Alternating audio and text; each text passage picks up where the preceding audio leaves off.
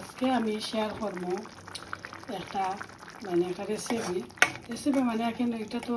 যারা যারা জানেন তারা যারা জানেন না তারা এইটা আমি বাংলাদেশে একটা লোয়ারের মাঝে বইছি আর বাংলাদেশে একটা রান্না এইটা হইল কিং ফোরন যেটা আমরা কই কিং ফোরনের কুফতা হইল তো ওটা আজকে আমি এইটা অলরেডি প্রসেস করা সপ্তাহ এখন রেডি তাহলে তুমি আইনা বাসা তাই না রান্না করতে এটা আমি অলরেডি বিরান করে লাইছি তেল দিয়ে কিনে একটু বিরান করছি সামান্য একটু হলুদ দিয়েছি লবণ দিয়েছি সামান্য অলরেডি কিবা লবণ দেওয়া বাট আমি ট্রাই করবো পরে তো আমি রান্নাম পেঁয়াজ দিলাই বেলান করে দিচ্ছি মরিচ দিছি তেজপাতা দিচ্ছি